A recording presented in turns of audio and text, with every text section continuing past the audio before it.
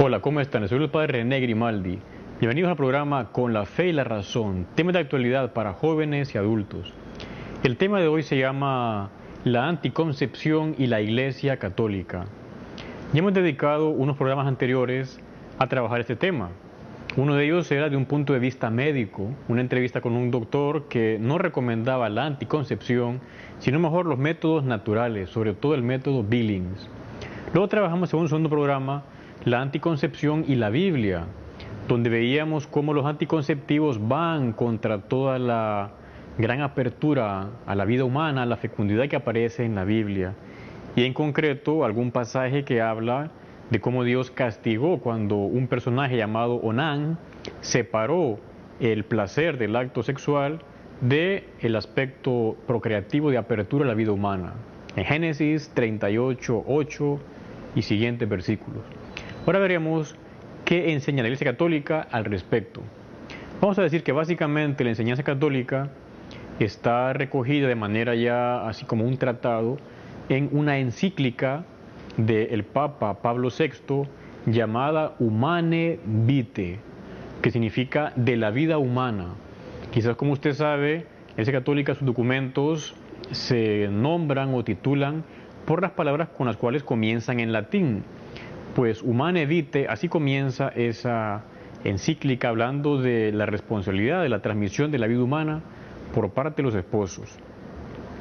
Vamos a decir que esta encíclica del año 1968 se publicó durante el auge o el inicio de lo que se llamó la revolución sexual de los años 1960. Esa revolución sexual que venía a decir no a las leyes sobre la sexualidad y que decía un sí rotundo a el sexo solo por placer, sexo fuera del matrimonio y sexo en el matrimonio pero sin hijos. Esa encíclica Humane Vitae es muy enriquecedora y a muchas personas les ha abierto como un panorama nuevo en su vida. No sé si usted ya la ha leído o la conoce. Si no la ha leído, le aconsejo que la lea, le servirá muchísimo. En este programa no da tiempo de verla toda. Yo quería referirme básicamente al contenido de la encíclica y algunos puntos que trabajaremos un poco más adelante. Básicamente, la encíclica contiene como tres grandes bloques. En el primero de ellos hace referencia, como he dicho antes, a la transmisión de la vida humana. Luego hace referencia al problema actual que se daba en los años 60 y ahora, en la época en la que estamos, que se mantiene. Y finalmente, en ese primer bloque, hace referencia también al tema de la competencia del magisterio de la Iglesia. O sea, cómo la Iglesia Católica puede y debe decir cosas en ese ámbito. Porque la sexualidad es algo muy importante. La sexualidad afecta al núcleo íntimo de la persona. Y si se corrompe la sexualidad, se corrompe la persona entera. Una vez ponía un ejemplo. Decía que si por ejemplo hay una fuente o un manantial que abastece a una ciudad, es normal que la gente cuide ese manantial, porque si el manantial se contamina, se van a contaminar todas las personas. Pues la sexualidad es muy importante y por eso la Iglesia busca cuidarla. No que no se use, sino que se use bien para lo que ha sido puesta por el que nos hizo, porque efectivamente nadie decidió qué sexualidad iba a tener, eso es algo que nos dieron. Bien. Luego sigue la encíclica hablando de lo siguiente, que es una visión global del ser humano, el amor conyugal, la paternidad responsable, los dos aspectos del acto sexual conyugal, que es el aspecto de unión y el aspecto de procreación. Esto es algo muy elemental y que algunas personas a lo mejor no entienden, pero no es de fe o de religión. La Iglesia lo recuerda, pero es una concreción de la ley natural. En todo acto sexual entre esposos, aparece el aspecto unitivo, que hace referencia al placer, y el aspecto procreativo, de apertura a la vida. Lógicamente, si ya no son fértiles, no aparecerá una vida humana, pero queda abierto como posibilidad, al menos de parte de ellos, ese aspecto. Luego sigue hablando la encíclica de la fidelidad al plan de Dios, las vías ilícitas de la regulación de la natalidad, luego la licitud de los periodos infecundos y los peligros futuros, peligros que pueden darse en la sociedad. De hecho, veíamos en otro programa, el Papa decía que un peligro futuro es que se dé una degradación en la moral pública. Y es lo que vemos ahora. Hay como una ola de sensualidad, de erotismo, de pornografía, de cómo los jóvenes, incluso en el noviazgo, ya hacen las cosas propias de los esposos.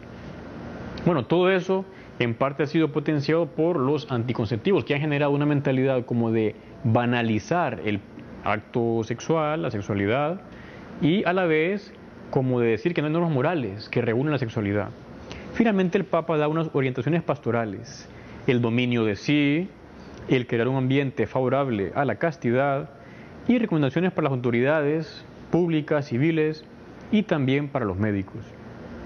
Bien, esta es como una visión global de esta encíclica Humane Vitae, y le recomiendo que cuanto antes la pueda leer. ¿Cómo la consigue uno?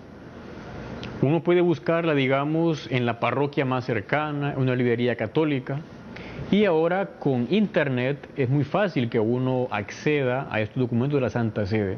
Como usted a lo mejor ya sabe, uno va a la página www.vatican.va.